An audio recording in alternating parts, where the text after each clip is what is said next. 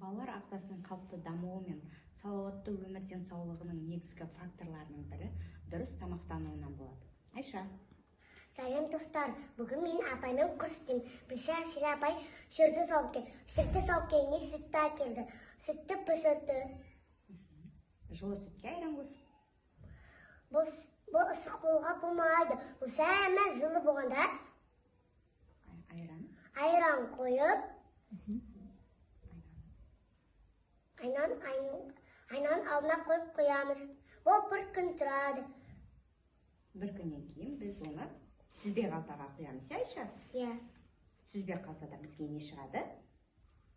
Сүзбе шығады екен, енді осы сүзбеден, дайын болған сүзбеден құрт жасайық та, қолымызға киіп аламыз.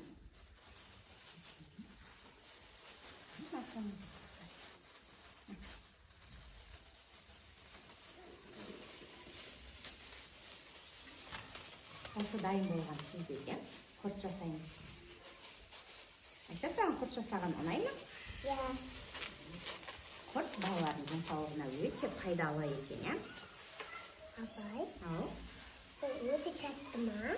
Иә, құртқа тұз қосып алып келеміз. Құрттың дәмі сәл қышқылтым болады. Себебі оған құртқа тұз қосылады, иә? Құртты неше түрлі формада жасауға болады. Оның пайдасы бар ма? Әрине пайдасы бар. Құрттың пайдасы өте көп.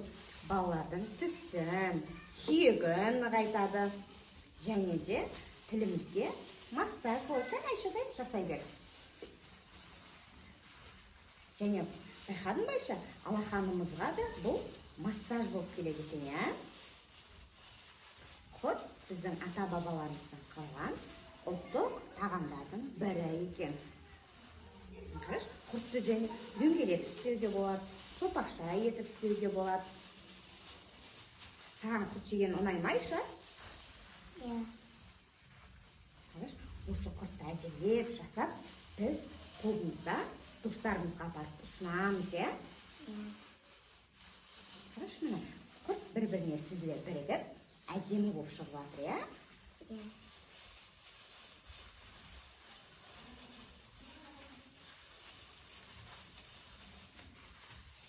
Жарайсың, Айша.